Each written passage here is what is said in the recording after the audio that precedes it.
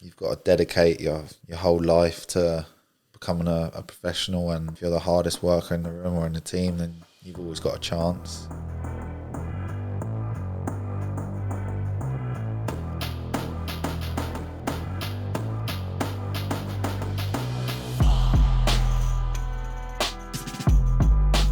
So when you were 16 years old, I think you made your debut as a 17-year-old, right? But when you were 16-year-old and you started to be involved in first team training and match day experiences, what do you think it was about you at that age that managed to progress so quickly? Because being a 16-year-old now involved in first team is pretty rare. Yeah.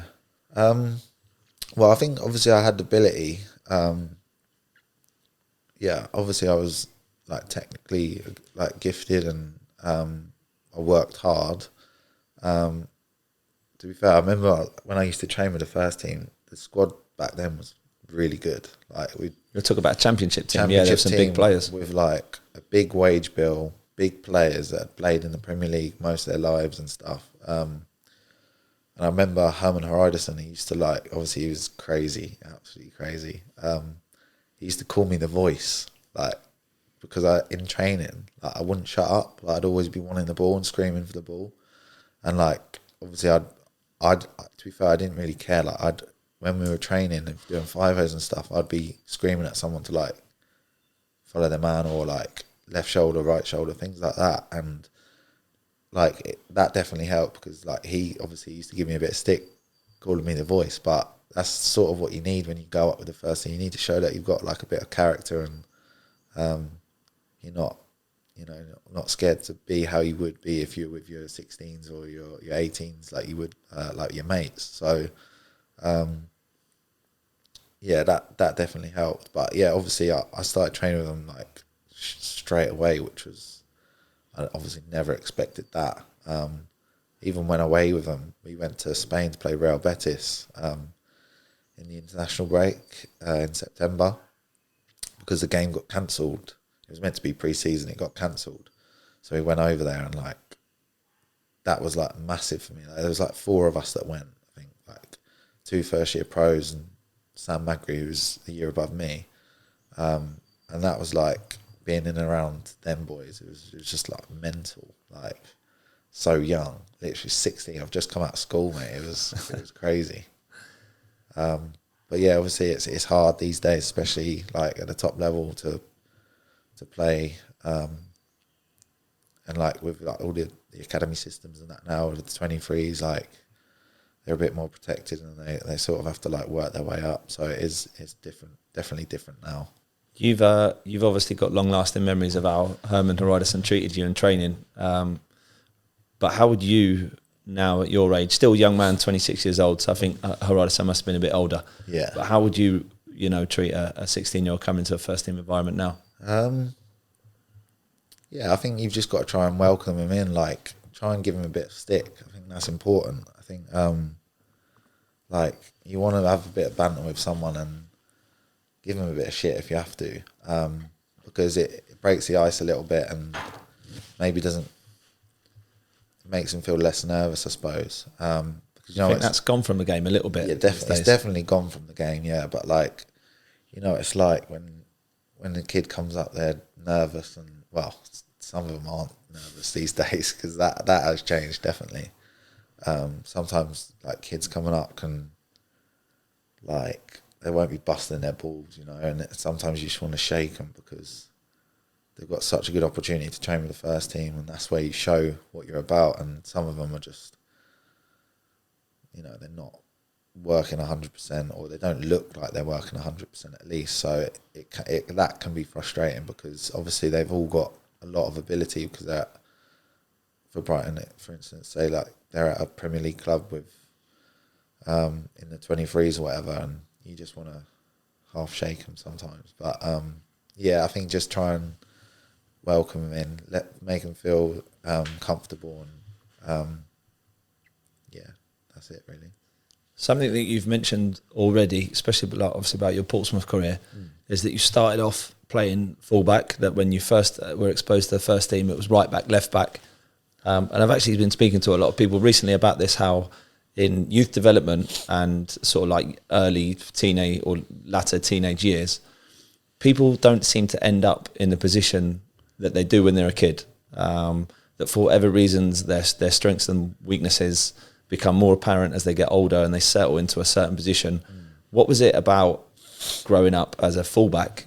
And did you always have in your mind that you wanted to play centre back? That's where you wanted to end up? Yeah, I think I played centre back like all my life until like 15, maybe. Yeah, 15. When we were 15, we used to have to play with like the under 16s, and I was awful then. Like I was physically way behind everyone else. Like there was proper blokes there then. I was 15, like gangly, so skinny, like not like filled out or anything. So I got shifted to like fullback because I couldn't handle playing centre back against like big they were blokes effectively. And then 16s I played fullback again a bit. I think it was just because I was like comfortable on the ball as well, and I quite liked going forward with it as well. And then obviously when you get like into the first team, you'll play anyway when you just want to play. And that was half my downfall. Because like obviously I wanted to play, but my best position was centre half, but I wasn't ready to play centre half. So, even when I went to Aldershot, I had to learn the game really, I suppose. And then went back to Pompey, and then I went back to fullback again. So it didn't work out how it should have really, but like I was in the team, so I wasn't really complaining. It was only like when I wasn't in the team, I was like, I need to be playing centre half. And then luckily when I got back in, that's where I did play, and that's where I've ended up since. Maybe last season I went full back a couple of times for like the last 10 minutes in like a back five. So I've done that a couple of times, but yeah, obviously centre half's my position, and I think it's good that you've got that to your armoury, I suppose, like when you're young, especially to play other positions, learn the game a bit. To be fair, even at Bristol, the last sort of month of the season, I played centre mid quite a bit, holding mid. That was a blow. That was tough. Literally, it's mad how different the game is, and you've got your back to goal.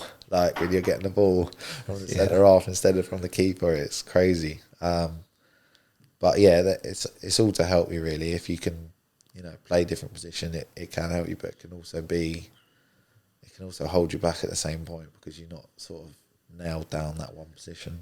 People, especially young players, going through that experience of trying to figure out how their strengths and weaknesses obviously linked to a position on the pitch. Like how did you decide when you were young that you wanted to be a defender? Like, was that your decision or was it a coach's? I don't really know, to be honest. I think when I first joined the team, it was in Chichester, and like one of my best mates now, he was a striker, and he was scoring like 50 goals a season. And then we had another guy who was in the midfield, and he was also scoring like 50 a season.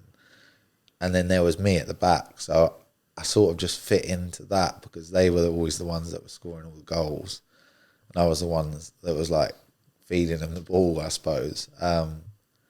And then I've always sort of been a defender, so it's never. I don't ever really know if I made that decision or someone else made it for me. I'm not really too sure, but yeah, that's just how it ended up. You talk about already from a young age feeding people, and obviously it's a big part of your game now to play out from the back, something that you've grown into really well. You've also spoken about that period of time at Aldershot where you had to learn, as you say, how to defend, and we obviously spent time playing together. I think it was like probably the most unphysical two centre backs that the conference has ever seen. Yeah, both thought we were players, but just kept absolutely booming it every time we got anywhere near it. I'm interested to know, like, for that period of time that you were learning how to defend, and you were in an environment at Aldershot where we weren't being asked to play, even though I knew you were capable of, and hopefully you thought I might have been. Yeah. But how did you build your philosophy of how you wanted to play football, and how difficult was it for you to hold on to that when being asked to play in a different way?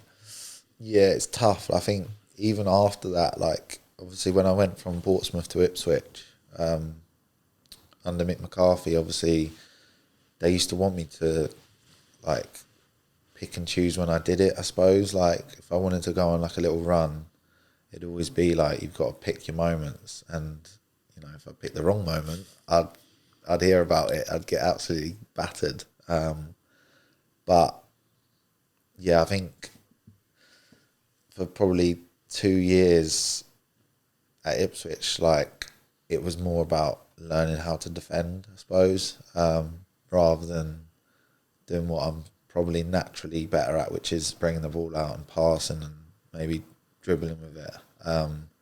So I think that did help me, to be fair, because it gave me that sort of foundation where I had to just, you know, focus on doing the basics well, and then the rest sort of takes care of itself. And yeah, I suppose that's happened everywhere I've been, like even at Bristol. Maybe when I thought about trying to play too much, I wouldn't do the basics well, whereas when I think about doing the basics well, the other side just comes naturally.